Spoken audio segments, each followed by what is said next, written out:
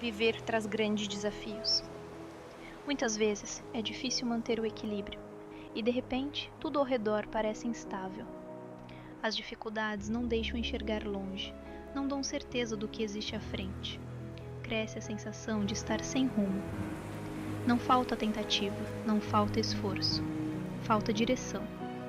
Mas quando a esperança surge em meio a tudo isso, ela aponta um caminho.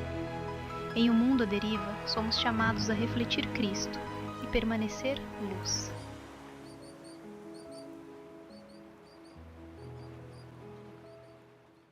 Aqui na manhã de hoje, para estarmos juntos celebrando Jesus. Bom demais. Bom demais ver pessoas que há algum tempo eu não via. Que bom ter vocês aí no fundo, gente querida, família querida. Que bom ter aqui à frente o pastor Salovi conosco. Seja bem-vindo, delícia ver o pastor aqui. E que bom ver os nossos adolescentes, vocês estão crescendo, né? Agora vocês não ficam mais no Inova, agora vocês estão virando meninos e meninas, mocinhos e mocinhas. E agora vocês vão ter que aturar o pastor Fernando, não mais a Julinha, não mais o Pedro. Agora sou eu que vocês vão ter que aturar e nós vamos caminhar juntos, tá bom? Que bom ter também os nossos adolescentes aqui. E eles vão, recheando a nossa estrutura e participando conosco nas nossas celebrações. Na manhã de hoje eu quero caminhar com vocês sobre esse processo de espelharmos Jesus e espalharmos a sua luz. Somos um farol a brilhar, somos um farol em busca daquele que está em perigo e aquele que está perdido. Somos o farol, somos a igreja que faz diferença numa cidade, num bairro, somos a igreja que prevalece nos tempos mais difíceis. E eu quero convidar você a abrir a sua Bíblia lá em Mateus capítulo 14, e eu quero ler com você a partir do versículo 26. Você já sabe a versão, Lucas 14, você já sabe a versão que a gente adotou esse ano para o púlpito, é a Nova Almeida atualizada, NAA. Então você vai acompanhar comigo. Lucas 14, a partir do verso 26, nós vamos juntos então percorrer essa leitura e entender esse texto bíblico. Hoje nós vamos falar sobre o custo de ser luz. Qual é o custo de ser luz? Vamos pensar um pouquinho a respeito disso. Lucas capítulo 14, a partir do versículo 26. Se alguém vem a mim e não me ama mais do que ama o seu pai, a sua mãe, a sua mulher, os seus filhos, os seus irmãos, as suas irmãs e até a sua própria vida, não pode ser meu discípulo. E quem não tomar a sua cruz e viver após mim, não pode ser meu discípulo. Pois qual de vocês, pretendendo construir uma torre, não se assenta primeiro para calcular a despesa e verificar se tem os meios para concluir? Para não acontecer que, tendo lançado os alicerces e não podendo terminar a construção, todos os que a virem zombam dele. E dizem: este homem começou a construir e não pôde acabar. Ou qual é o rei que, indo para combater outro rei, não se assenta primeiro para calcular se com 10.000 homens poderá enfrentar o que vem contra com 20.000? Caso contrário, estando o outro ainda longe, envia-lhe uma embaixada pedindo condições de paz. Assim, pois, qualquer um de vocês que não renuncia a tudo que tem, não pode ser meu discípulo. O sal é certamente bom, mas se o sal se torna insípido, como lhe restaurar o sabor? Não presta mais nem para a terra, nem para o monte de estrume. Lançam-no fora. Quem tem ouvidos para ouvir, ouça. Na manhã de hoje eu quero falar sobre custo, e eu quero falar com vocês sobre o custo de sermos luz. Nós sabemos que tudo na nossa vida gira em torno de custos. Eu sei que quando eu falo em custo, logo vem na sua mente, em primeiro lugar, talvez, uma questão financeira, mas eu não estou falando apenas de questão financeira. Eu não estou ressaltando apenas a necessidade de nós termos os nossos custos ajustados quando diz respeito às finanças. Mas quando eu falo de custos, eu estou falando sobre uma reflexão da vida quanto a decisões que precisamos tomar. Todos nós que somos sensatos, todos nós que procuramos uma vida de idoneidade, uma vida equilibrada, nós pensamos antes de decidir. Ou seja, toda reflexão que fazemos antes de uma tomada de decisão, na verdade nós estamos avaliando os custos. Vale a pena ir por este caminho ou por este caminho? Vamos pegar, por exemplo, os adolescentes que estão aqui. Vocês gostam de videogame? Gostam. As meninas gostam de vestido, de maquiagem, de chapinha. Gostam. Já pensou na semana de prova? Na semana de prova, os papais desses adolescentes chegam para eles e falam assim: meninos, eu não espero nada mais, nada menos de vocês do que 10. Então, para vocês tirarem 10, vocês vão ter que, esta semana de provas, não jogar videogame. Nessa semana de prova, vocês não vão se envolver com videogame. Aí os meninos, como são inteligentes, eles vão falar assim, porque o pai vai dizer assim: porque se vocês não tirarem menos de 10, vocês vão ficar 1 mês sem videogame. Eles vão ter que avaliar o custo da decisão deles. Eles vão ter que refletir sobre os custos da decisão deles. Eles vão ter que chegar e falar assim: bom, se eu ficar 1 semana sem videogame e tirar 10, depois eu vou ter muito tempo para jogar videogame. Se eu ficar 1 semana sem videogame e estudar, mas não tirar 10, o papai vai perceber que eu dei o meu melhor e ele não vai me castigar. Agora, se eu ficar sem estudar e nessa semana continuar jogando videogame e tirar 9,5, o papai vai me deixar 1 mês sem videogame. Qual é a decisão que a gente toma numa situação como essa? Se da mesma forma, as meninas falam assim: olha, se você estudar e tirarem 10 essa semana, nós vamos comprar a melhor chapinha que tem, a melhor maquiagem que tem, o melhor vestido que tem, nós vamos deixar você uma princesa. Mas você tem que estudar e tirar 10. É custo, é reflexão, é decisões que precisamos tomar. Quando nós olhamos também para a vida cristã, nós precisamos tomar nossas decisões. Nós precisamos entender que Deus estabeleceu o seu parâmetro. Deus estabeleceu os seus termos, da maneira como nós nos relacionamos com Ele. Nós não devemos e não podemos nos relacionar com Deus, com Jesus, a partir dos nossos termos, a partir das nossas condições, a partir do nosso achismo. Deus estabeleceu os termos, as condições de como nós devemos nos relacionar com Ele. E os custos estão inseridos também na nossa espiritualidade. Há muito tempo, de tempo em tempo, melhor dizendo, circula vídeos em TikTok, circula vídeos em Instagram a respeito de custo da fé, por exemplo. Dia desses eu recebi, acho que alguma coisa do Instagram, onde um pastor estava conversando com um ateu. E o pastor disse assim para o ateu: olha, você é feliz tanto quanto eu sou. Você é realizado tanto quanto eu sou. Você é um homem idôneo tanto quanto eu sou. E aí, pelo que eu entendi, eles estavam falando sobre vida pós-morte, sobre céu e inferno, sobre Jesus ser o Salvador da humanidade, e ele como ateu, não crendo em Jesus como Salvador. E ali, aquele pastor disse o seguinte: se eu estiver errado, o que acontece comigo? O que eu perco em seguir a Jesus se eu estiver errado? Se reencarnação não existir, o que eu perco em seguir a Jesus? Agora, se reencarnação, se houver vida após morte, o que você perde em não seguir a Jesus? Se não tiver reencarnação, o que você perde em não seguir a Jesus? Custo, reflexão. E quando nós olhamos para esse texto, Jesus está falando da mesma forma. Você que precisa ser luz, porque você foi chamado para ser luz, porque você foi chamado para ser discípulo, você precisa pensar o custo de ser um discípulo de Jesus. Tanto é verdade que nós fomos chamados para ser discípulos de Jesus, que quando Jesus estava partindo e deixando a sua forma humana e se tornando então e voltando à eternidade, ele deixa a grande comissão no final do livro de Mateus.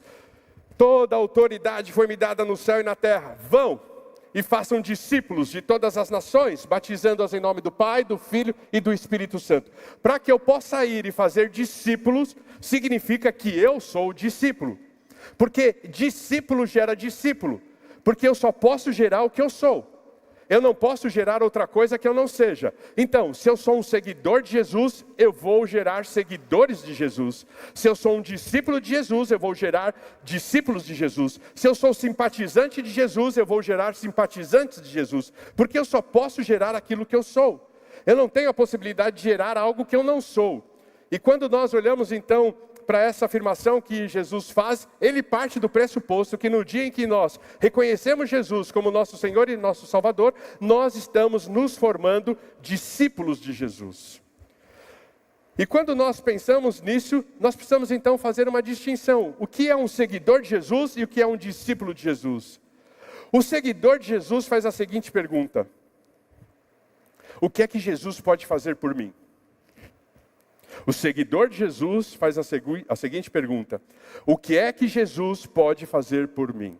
Eu estou interessado naquilo que Ele possa me dar. Eu estou interessado no seu poder. Eu estou interessado nos seus milagres. Eu estou interessado na sua bênção. Eu estou interessado no que Ele faz, única e exclusivamente.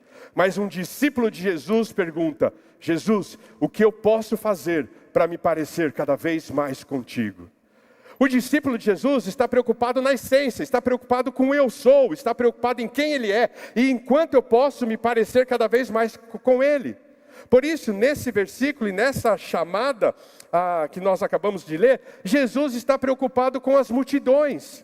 E Ele está então chamando a atenção das multidões. Olha o versículo 25.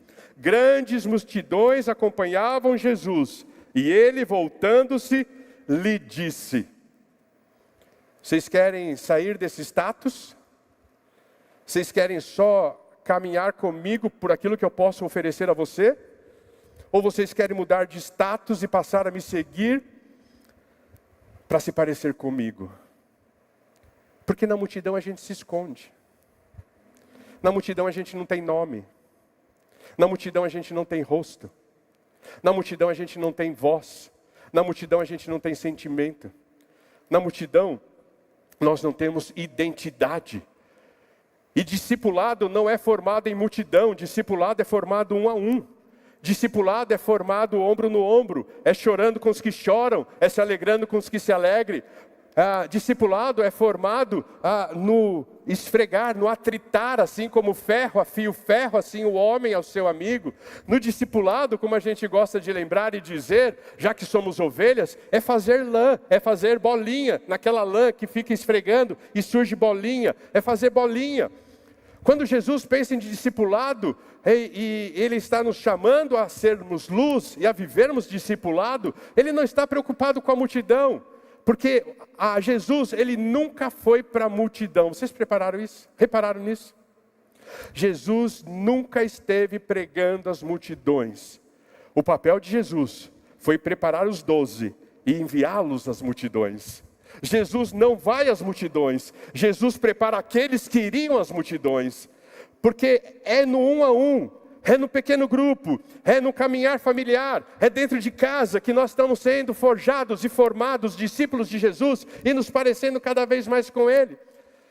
E aí Ele diz para as multidões: se você quer sair de status, se você quer ser luz, espalhar a minha luz, espelhar a minha glória, você precisa entender qual é o custo do discipulado, ou qual é o custo de ser luz.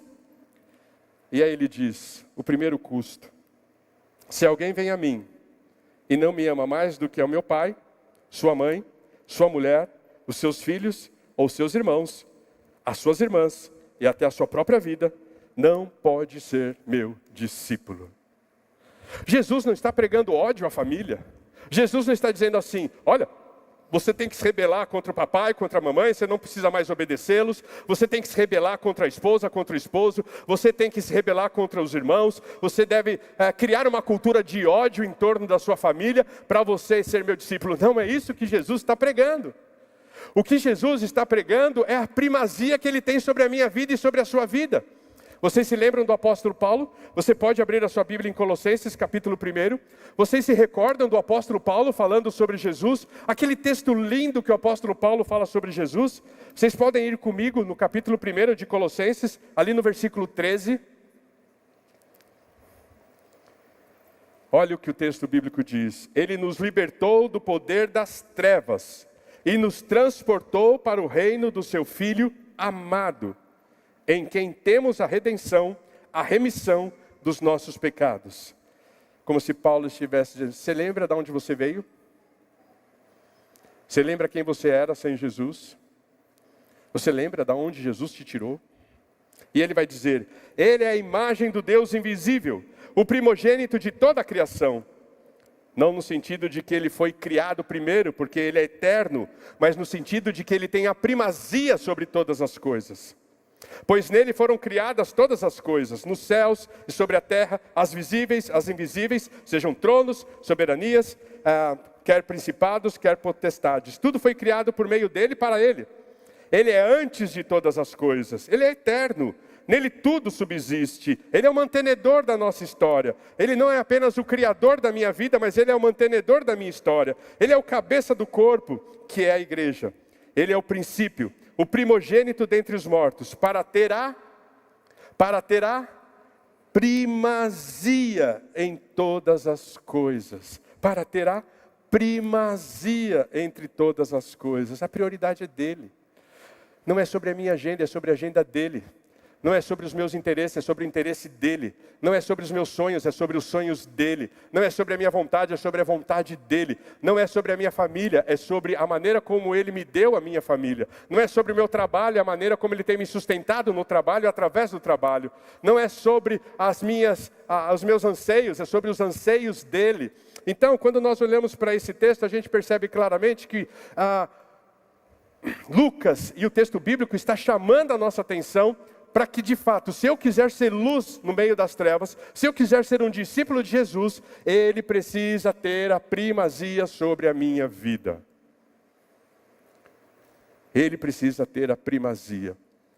E quando nós pensamos em primazia, nós estamos pensando em ação também, porque o texto bíblico diz que aquele que iguala Jesus a qualquer outro tipo de ser, pessoas, objetos, projetos, ao amor a ele, não pode ser chamado de discípulo. Porque não tem como igualar, não tem como nivelar o meu amor por Jesus e o meu amor pela minha família. Meu amor por Jesus tem que ser muito maior do que o meu amor pela minha família. Porque quem me tirou das trevas e me levou para a maravilhosa luz foi Jesus. Quem me redimiu foi Jesus. Quem me perdoou foi Jesus. Quem morreu por mim foi Jesus. Não tem como igualar. Eu sei que muitas vezes nós barateamos o amor, né? A gente diz que ama a esposa, ama comer bis, ama andar de cavalo, ama jogar videogame. Mas olha, não dá para igualar esses tipos de amor. E a gente fala que ama Jesus na mesma proporção que ama todas essas coisas. Jesus está chamando a nossa atenção e dizendo, não, eu estou acima disso tudo. Foi o que nós cantamos na manhã de hoje. Meu nome está acima de tudo isso. Por isso, o amor que vocês revelam e demonstram para mim é maior do que qualquer outro tipo de amor. Mas isso não foi algo novo que Jesus estava dizendo. Olha comigo, Lucas capítulo 9, e nós vamos ver algo parecido. E nós vamos entender um princípio incrível aqui. Lucas capítulo 9, a partir do versículo 57, o texto bíblico diz assim, presta atenção comigo. Lucas capítulo 9, versículo 57. Enquanto seguiam pelo caminho, alguém disse a Jesus, vou segui-lo para onde quer que o Senhor for. Mas Jesus lhes respondeu, as raposas não têm suas tocas, e as aves do céu têm os seus ninhos. Têm as suas tocas, e as aves do céu têm os seus ninhos. Mas o Filho do Homem não tem onde reclinar a cabeça. Jesus está dizendo para ele, talvez você não pensou nos custos da euforia do seu coração de dizer, eu vou te seguir aonde você quer que você for. É como se Jesus estivesse dizendo assim, aquele homem que no ímpeto, no entusiasmo de um momento, ele diz, vou segui-lo por onde quer que o Senhor for. Jesus diz, você pensou nas consequências disso? Você pensou nos custos a que envolve uma palavra como essa? O Filho do Homem é andarilho. O Filho do Homem hoje está aqui, amanhã está lá. Jesus traz um sentimento profético de Daniel, capítulo 9, para se dirigir a si mesmo e dizer, eu não tenho casa, eu não tenho onde comer, eu vivo de favores. Você está disposto a viver de favores? Mas aí vem um outro. E esse foi Jesus quem convidou. Olha o versículo 59. O outro, Jesus disse, siga-me. Perdão, a outro Jesus disse, siga-me. Mas ele respondeu, Senhor, deixe-me em primeiro lugar sepultar o meu pai. Deixe-me em primeiro lugar sepultar o meu pai. Olha o que Jesus respondeu. Deixe que os mortos sepultem os seus mortos. Você, porém, vá e anuncie o reino de Deus. Com certeza, para aquele homem estar ali no meio do discurso de Jesus, o pai dele não tinha falecido. Com certeza, o pai dele estava prestes a falecer. Então, o que aquele homem está dizendo é mais ou menos o seguinte: Jesus, primeiro eu vou voltar para casa, eu vou cuidar das demandas da saúde do papai, que não está nada bem. Quando o papai morrer, eu venho para te seguir.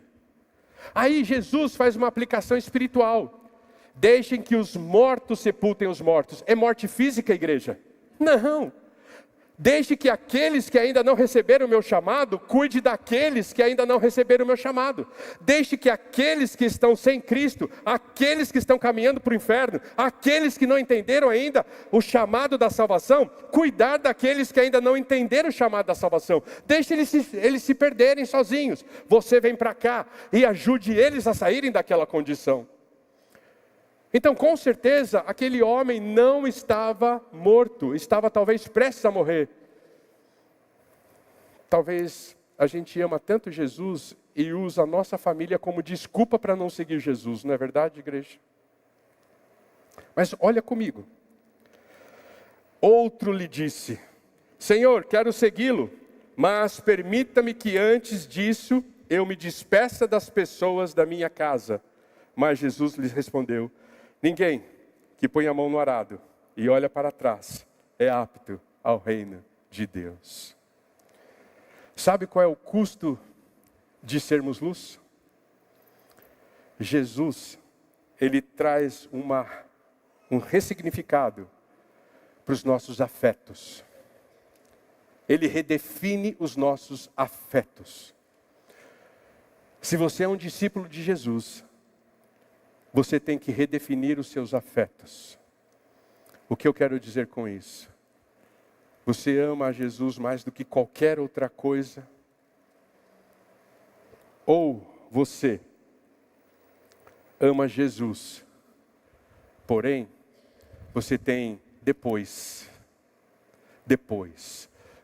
que eu cuidar do papai que está doente, depois que eu voltar para casa e me despedir dos meus conhecidos, depois que eu entregar o projeto da minha empresa, depois que eu conquistar os meus sonhos, depois que eu terminar a escola, a faculdade, depois que eu me aposentar, depois. O grande problema da desobediência, e quando Jesus está dizendo que nós devemos amá-lo acima de todas as coisas, e coloca a família como parâmetro, porque talvez não exista alguém que a gente ama mais do que o papai e a mamãe, talvez não exista alguém que a gente ama mais do que os nossos filhos, talvez não tenha alguém que a gente ama mais do que os nossos cônjuges, e aí ele vai então colocando no parâmetro para dizer, mesmo pessoas e amores legítimos e dignos, eles devem se submeter ao seu amor por mim. Ele está dizendo sobre primazia. E quando nós não fazemos isso, nós estamos desobedecendo. E talvez o problema da desobediência não seja a rebeldia. Porque a desobediência revelada e rebeldia, ela fica clara. Talvez o grande problema da desobediência é o depois. Aqueles homens de Lucas 9, e aqui na palavra de Jesus, ele está dizendo, cuidado com o depois. Depois é a forma delicada, educada de dizer, eu não vou fazer agora. Não é assim? Não é assim? Os papais pedem para vocês, arrume o quarto. Depois, mamãe. Para de jogar videogame. Depois, papai. Me dá o seu celular. Depois é a forma educada de dizer, eu não quero te obedecer agora, papai. Eu não quero te obedecer agora, mamãe. E também, talvez, seja a nossa maneira adulta de dizer para Deus: papai, eu te amo tanto, mas eu não quero te obedecer agora. Eu tenho projetos, eu quero obedecer os meus sonhos. Eu tenho a minha família, eu quero obedecer o princípio de cuidar da família. Então, deixa eu fazer um convite a você para uma reflexão na manhã de hoje. Talvez você diga assim para mim, como muitas vezes as pessoas dizem para mim: pastor, agora não, eu preciso priorizar a minha família. Quando você diz assim para mim, eu preciso priorizar a minha família, você está querendo dizer 3 coisas para mim. Eu faço a leitura de 3 coisas. Primeira, acho que eles estão com problema conjugal, estão prestes a se divorciar, porque precisa priorizar a família. Segundo, acho que os filhos estão saindo de casa, os filhos estão com problema, o ambiente lá em casa não está bom, eles precisam da minha ajuda. Terceiro, acho que a família está disfuncional, eles estão precisando da minha ajuda. Então quando você fala assim para mim: pastor, não dá para fazer isso, não dá para fazer aquilo, não dá para servir, porque eu preciso priorizar a minha família. Você pode estar dizendo para mim: estou com problema, pastor, estou chamando a sua atenção, cuide de mim e da minha família. Segunda coisa que você possa estar dizendo: pastor, eu levo a minha família para a igreja, mas na minha casa não tem igreja. Eu preciso priorizar a minha família. Eu levo a minha família à igreja, mas na minha casa não tem igreja. Na minha casa não tem leitura bíblica, na minha casa não tem oração, na minha casa não tem culto doméstico, na minha casa não tem memorizar versículo, na minha casa não tem vida cristã. A minha vida cristã se resume a ir ao domingo à igreja. Talvez você esteja dizendo isso. Ou talvez você esteja dizendo assim: pastor, hoje eu amo mais minha família do que a Jesus. Hoje minha prioridade é a família e não a Jesus. Não consigo priorizar Jesus, eu tenho que priorizar a minha família. E aí eu quero levar você a pensar nisso. Se você tem usado a sua família como desculpa para o chamado de Jesus, você não tem priorizado a sua família. Você tem tirado Jesus do lugar dele. Vamos repetir? Se você tem usado a sua família como desculpa para priorizar Jesus, você não tem priorizado a sua... Se você tem usado a sua família para fugir do chamado de Jesus, você não tem priorizado a sua família, você tem tirado Jesus do lugar dele. O que eu quero dizer com isso? Você tem ensinado a sua família que Jesus não é prioridade para vocês. Que Jesus não é prioridade para vocês. Se você usa a sua profissão como desculpa para fugir do chamado de Jesus, você está dizendo: minha profissão é a minha prioridade, não Jesus. Se você tem usado a sua condição financeira, física, como desculpa para o chamado de Jesus para a sua vida, você tem dito: Jesus não é prioridade, isso é prioridade. E aí você não pode ser discípulo. Você vai ser seguidor. Você não vai ser luz. Você não vai fazer diferença. A Adriele ministrou aqui agora há pouco, falando sobre o rio que desce do trono e passa pelas cidades. E quando ela estava falando, eu me lembrei de uma mensagem que a Lília comentou comigo essa semana, quando nós estávamos conversando sobre a mensagem de hoje. E ela falou assim: amor, tem uma mensagem que eu vi, que é linda, que ela mostra que quando o rio sai do trono e ele passa pela cidade, quando o rio passa pela cidade, ele leva o que, igreja? Vida, brilho, floresce nas margens dele, peixes nadam, alimenta uma cidade. Quando o rio sai do trono e corre pela cidade, é para trazer luz, é para trazer vida, é para florescer, é para transformar uma história, é para mudar a vida de uma família. Você tem sido um rio assim na cidade de São Paulo? Por onde você passa, a sua luz brilha. Por onde você passa, você leva vida. Por onde você passa, você derrama consolo. Por onde você passa, você derrama alegria. Por onde você passa, você derrama esperança. O discípulo de Jesus faz isso porque ele ama Jesus acima de todas as coisas. E quando ele ama Jesus acima de todas as coisas, ele coloca a família em prioridade. Porque ele envolve a família no projeto de Deus. Sabe o que é colocar a família em primeiro lugar não é deixar o projeto de Deus para cuidar do lar. É envolver o lar no projeto de Deus. Você está priorizando a sua família. Como é gostoso a gente olhar, por exemplo, para Pedro em Atos capítulo 5, quando ele estava sendo julgado. E lá, os mestres da lei, em Atos capítulo 5, olharam para Pedro e disseram: tudo bem, nós vamos te absolver, mas com uma condição: você pare de falar de Jesus. E qual foi a resposta de Pedro? Vocês não vão me calar, porque mais importa obedecer a Deus do que aos homens. Isso é amar Jesus. Importa mais obedecer a Deus do que aos homens. Então a primeira coisa que eu aprendo é que Jesus traz um significado novo para os meus afetos. O tempo corre tanto, né, igreja? E eu estava aqui pensando na minha própria vida. Quando eu li o texto de Lucas 9, e o texto diz assim: ninguém que põe a mão no arado e olha para trás é apto ao reino de Deus. Eu me lembrei do meu chamado. Que tempo difícil, igreja. Me permita contar isso. Que tempo difícil. Eu recebi o meu chamado com 24 anos de idade, eu estava casado com a Lília. E eu cheguei num certo momento do nosso relacionamento e disse: amor, Deus quer que eu vá para o ministério pastoral. Eu preciso ir me preparar para a faculdade. Eu preciso fazer o meu curso. Naquele momento, a Lilian, ela disse assim: eu já desconfiava que você era chamado.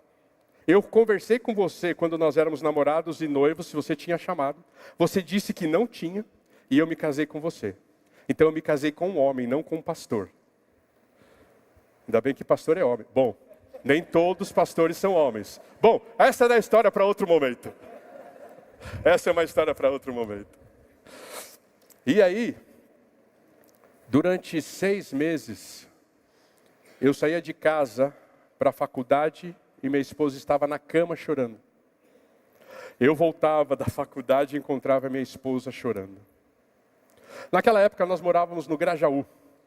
E nós frequentávamos a primeira igreja batista no Jabaquara. São 20 quilômetros de distância. 20 quilômetros. E naquela época, eu tinha uma van. Eu era condutor escolar. E na época eu tinha uma MB 180D. Aquela van branca, quadradona, né? MB, Mercedes-Benz, forte e tal. E naquela época, na MB tinha um CD player. Não. Uma fita cassete. Era fita cassete ainda, não era nem CD player. Fita cassete. E a gente saía do Jabaquara e eu colocava uma fita cassete do Grupo Logos. Vocês conhecem o Grupo Logos, né? Eu não sou só eu velho, né? Não, vocês conhecem o Grupo Logos, né? E eu ia do Jabaquara ao Grajaú, 20 quilômetros, chorando e escutando. Quem em Cristo põe a vida, não pode mais olhar para trás. Pois quem ao mestre deu a mão, trabalho certo, perto, tem serviço e profissão. 20 quilômetros ouvindo essa música. Botava de novo e ouvia. Botava de novo e ouvia. Botava de novo e ouvia. Chorava.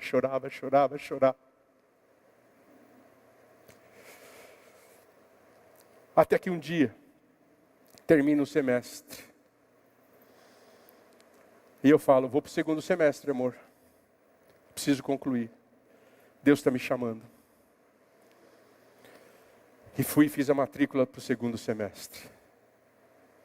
Comecei o segundo semestre. E na primeira semana de aula eu saí de casa, minha esposa estava na cama, no quarto, e não chorou. Voltei para casa, minha esposa estava na cama do quarto e não estava chorando.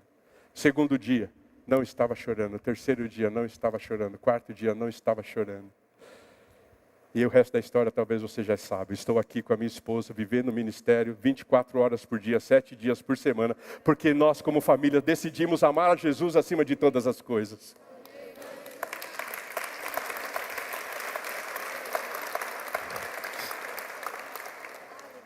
Deixe Jesus redefinir os seus afetos, igreja. Deixa Jesus redefinir os seus afetos. E quando Jesus redefine os nossos afetos, naturalmente Ele vai trabalhar em outras duas áreas das nossas vidas. Na nossa identidade e nas nossas posses. Então a segunda coisa que acontece no versículo 27 é que Jesus, Ele redefine a nossa identidade. Olha o versículo 27 comigo. E quem não tomar a sua cruz e viver após mim, não pode ser meu discípulo. Ou seja, cruz no primeiro século era sinônimo do quê? De morte. Cruz no primeiro século era lembrança do quê? De morte. E quando Jesus está falando, se você não pode tomar a sua cruz e viver após mim, você não pode ser meu discípulo, Jesus está nos convidando a morrer, a matar o nosso eu, a sufocar as nossas vontades, a sufocar as nossas paixões, a não ter que viver orientado pelo parecer, pela opinião, pela aprovação de terceiros. Aquele que deixa, aquele que se torna discípulo, ele não está mais preocupado com a sua reputação. O que vão pensar de mim porque eu vou na igreja? O que vão pensar de mim se eu aqui na sala de aula defender a minha fé em Cristo Jesus? O que vão pensar de mim se aqui na empresa eu não concordar com coisas que contrapõem aos meus valores, ferem os meus valores? O que vão pensar? Não, quando nós somos discípulos, nós já nós estamos diariamente matando o nosso eu. Nós estamos colocando em segundo plano vontades, desejos, propósitos, intenções, porque o que importa é o que Deus tem falado ao nosso coração e o que Deus tem pedido ao nosso coração. Não há mais necessidade de lutar pela nossa reputação nesse sentido. Não há mais necessidade. Vocês sabem que a minha área de recuperação é a codependência emocional. Estou ali no CR lutando com isso e diante de Deus lutando com isso. Tem um texto em Lucas, no capítulo 10, que fala a respeito de por que eu vou temer aos homens, se a única coisa que os homens podem fazer é tirar a minha vida, quando na verdade eu deveria temer a Deus, que pode me mandar para o inferno. Por que, às vezes, nós nos preocupamos tanto com o que as pessoas estão pensando, o que elas vão dizer, o que elas vão achar? Por que elas vão nos deixar e nós não queremos que as pessoas nos deixem? E as pessoas tendem a nos deixar. Não tem jeito. E aí vem Jesus e redefine a nossa identidade. Este é o custo de ser luz. É de andar na contramão da sociedade. É dizer sim para talvez tudo aquilo que as pessoas estão dizendo não. É dizer não para talvez todas as coisas que as pessoas estão dizendo sim. Deixe Jesus redefinir a sua identidade. Você é um discípulo dele e ele quer que você reflita a sua luz. Mas também, no versículo 33, ele me ensina sobre as suas posses. Ele redefine as nossas posses. Olha o versículo 33. Assim, pois, qualquer um de vocês que não renuncia a tudo que tem, não pode ser meu discípulo. E aqui eu quero deixar uma palavra ou uma frase de reflexão para você. Renunciar não é perder tudo, mas é perder a ilusão de que algo pode substituir Jesus. Grave comigo. Renunciar não é perder tudo, é perder a ilusão que existe algo que possa substituir o lugar de Jesus. Quando nós estamos renunciando, nós estamos dizendo, eu não preciso de nada mais, porque tudo que eu preciso eu já encontrei em Jesus. Tudo que eu preciso eu já encontrei em Jesus. E é por isso que ele vai usar essas parábolas que ele coloca entre a identidade e a posse. Ele vai mostrar o insensato e ele vai mostrar o sábio. Ele vai mostrar aquele que ainda está lutando com a sua identidade e talvez lutando contra o orgulho e aquele que renuncia. Vamos ver as parábolas que estão aqui entre eles? Veja o versículo 28. Pois qual de vocês, pretendendo construir uma torre, não se assenta primeiro para calcular a despesa, e verificar se tem os meios para concluir. Para não acontecer que, tendo lançado os alicerces e não podendo terminar a construção, todos os que virem zombem dele. Eu me lembro de uma época, nós estávamos em construção, em um dos ministérios que eu passei, e era uma construção grande, era uma reforma grande, talvez como uma construção como a nossa. E tinha um vendedor de batata que passava semanalmente na rua, em frente da igreja. E aquele vendedor de batata começou a brincar com a reforma da igreja. E ele passava oferecendo a batata, e quando passava no meio da igreja, ele dizia: agora estou diante daquela igreja, que de dia constrói e de noite destrói. Que de dia constrói e de noite destrói. Porque aparentemente para os olhos dele a obra não andava e não acabava. E ele zombava disso. Mas mal ele sabia que a obra estava acontecendo dentro, não do lado externo. E que lá dentro as coisas estavam acontecendo, mas ele não via. O que ele via do lado de fora era a obra inacabada. E ele passava com o seu carro, vendendo batata e zombando da igreja. Mas olha o versículo 30. Dizendo, este homem começou a construir e não pôde acabar. Aqui demonstra a insensatez de um homem. Que talvez, preocupado com o que os outros vão dizer, com o que os outros vão pensar, não obedece a Deus, não tem coragem de seguir à frente, não tem coragem de conquistar, não tem coragem de se expor, não tem coragem de lidar com o que os outros vão dizer e com o que os outros vão pensar a respeito das suas decisões, e em cima do orgulho não constrói nada, não chega a lugar nenhum.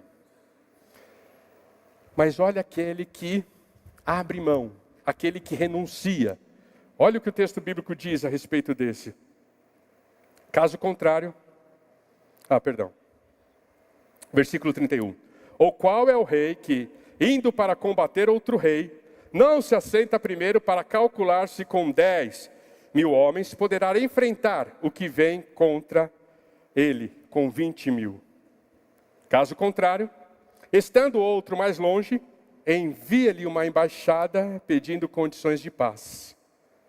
Assim, pois, qualquer um de vocês que não renunciar a tudo que tem, não pode ser meu discípulo. Aquele homem foi sábio. Ele tinha 10.000. Ele descobriu que o exército vinha com 20.000. Ele fala assim: eu não vou entrar nessa guerra. É fria. Eu vou renunciar.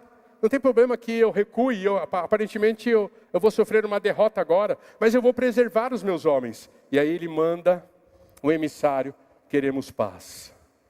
Renúncia. Não ache que você pode colocar algo que vá preencher aquilo que só Jesus pode preencher. Não ache, não viva nessa ilusão que as suas conquistas vão trazer a satisfação que só Jesus pode trazer. E aí com isso que ele termina. Ou eu sou discípulo, ou eu sou sal insípido. Não tem meio termo com Cristo Jesus. Ele é totalitário. Não tem meio termo com Cristo Jesus. Não tem centrão com Cristo Jesus. Ou eu sou discípulo, ou eu sou sal sem sabor. Olha o que o texto bíblico diz. O sal é certamente bom, mas se o sal se tornar insípido, ou seja, sem sabor, se o sal já não consegue mais preservar a integridade de um alimento, porque vocês sabem disso, antes da elétrica, antes da geladeira, o que é que conservava os alimentos? Salgar. Salgar é que preservava os alimentos. Se você, como discípulo de Cristo Jesus, não consegue preservar no seu ambiente, no seu entorno, uma sociedade que não se corrompe, uma sociedade que não é corrupta, você já ficou sem sabor, você já ficou insípido. Se você é também um corrupto entre os corruptos, você não é mais discípulo, você já não é mais luz, você é sal sem sabor. E quando nós pensamos em sal, nós estamos pensando naquele que preserva o alimento, mas também naquele que realça o sabor. Se você andando pela cidade de São Paulo não realça o sabor da vida, você já não é mais discípulo. Ou você deixou de ser discípulo, ou você nunca foi discípulo, ou você é um sal insípido. Está precisando repensar a vida cristã. Mas sal também dá o quê? Sede. Você pensou pressão alta, né? Não, sede. Sal dá sede. Se você não tem sede por Deus, se você não leva pessoas a terem sede por Deus, alguma coisa está errada. Mas sal também é discreto. Ele não foi feito para ser percebido, não é verdade? Se você salgar demais o alimento, você não tem vontade de comê-lo. Sal é discreto, mas é intencional. E ele diz, se o sal se torna insípido, como lhe restaurar o sabor? Não presta mais nem para a terra, nem para o monte de estrume, lança-no fora. Quem tem ouvidos para ouvir, ouça. E como eu gosto de publicidade, vocês sabem disso. Se Deus não tivesse me chamado para o ministério pastoral, talvez eu estaria no meio da publicidade. Enquanto eu estava estudando isso, eu me lembrei de uma propaganda. Que talvez os nossos adolescentes não vão se lembrar. Quem já usou Denorex? Vocês se lembram do Denorex? Não lembra disso, Carla? Ah, não me engana não, Carla. Vocês se lembram do Denorex? Aquele shampoo que parecia remédio, mas não é? Que tem gosto de remédio, mas não é? Que tem cheiro de remédio, mas não é? Denorex. Aquele shampoo para tratamento de caspas. Parecia remédio, mas não era. Tinha cheiro de remédio, mas não era. O pastor Davi usou tanto que olha o que aconteceu. Acabou com todas as caspas dele. Acabou com todas as caspas do pastor Davi. Será que nós somos crentes Denorex? Tenho Bíblia de crente, roupa de crente, jargão de crente, pareço crente, mas não sou discípulo. Será que a igreja brasileira, ela precisa voltar a ser discípulo de Jesus, e não apenas crente em Cristo Jesus? Ela precisa se tornar povo e não multidão? Por isso eu quero fazer 3 perguntas para você levar embora e vocês responderem em família. Tá bom? Agora a lição de casa para vocês responderem em família. Anota aí. Primeira pergunta. Qual amor na nossa família tem competido com o amor por Jesus hoje? Qual amor na nossa família tem competido com o amor de Jesus hoje? Segunda pergunta. Qual medo tem governado minhas decisões? Qual é o medo que tem governado as minhas decisões? De não me permitir ser autêntico e deixar que a minha identidade de discípulo prevaleça. E primeiro, o que eu ainda chamo de meu sem consultar Jesus?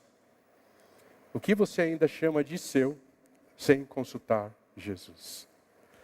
Na manhã de hoje, ser luz tem um custo, como tudo na vida tem um custo. E a minha oração é que quando você fizer o custo da sua vida cristã, você possa deixar Ele redefinir suas afeições, sua identidade e suas posses. Porque eu me lembro de uma campanha, me lembro de 2 campanhas que a nossa denominação já fez. Uma financeira, e que o slogan era, tudo abandonado por Jesus.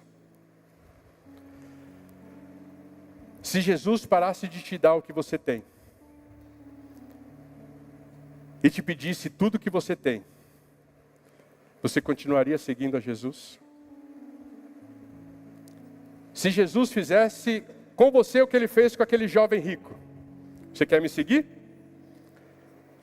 Ah, larga tudo que você tem. Vende tudo que você tem. Doe aos pobres tudo que você tem. E aí você está pronto a me seguir. Se Jesus fizesse a mesma proposta para você, você o ama a este ponto? E quando o pastor Salovi estava à frente da nossa convenção, Ele lançou um projeto chamado Nebilis. Núcleo de Estudo Bíblico nos Lares. Pequenos grupos, não é uma coisa nova, nem velha. É uma coisa da Bíblia. Para que nós possamos crescer na identidade, no sentimento de que eu não sou a multidão. Eu sou um filho amado do Eterno e me posto como um discípulo dele e não como um no meio da multidão. Como anda a sua espiritualidade? Feche seus olhos. Ore a Deus. Faça um acordo com Ele. Porque quando Jesus nos chama, não é para vivermos nos nossos termos. É para viver nos termos dEle. Não é para viver do jeito que a gente acha que Jesus quer que a gente faça. É para viver na certeza do que Jesus pediu para nós vivermos. E se eu não amar Jesus mais do que qualquer outra coisa, eu não sou discípulo. E se eu não matar o meu eu não sou discípulo. E se eu não abrir mão das minhas posses, e eu não estou falando de vida financeira, o que você tem chamado de seu? É seu projeto? É sua empresa? É seu casamento? São seus filhos? É seu ministério? O que você tem chamado de seu, que talvez Jesus não quer que seja seu, mas que você deposite aos pés dele na cruz, e deixe que ele trabalhe, quando você não sabe o que fazer.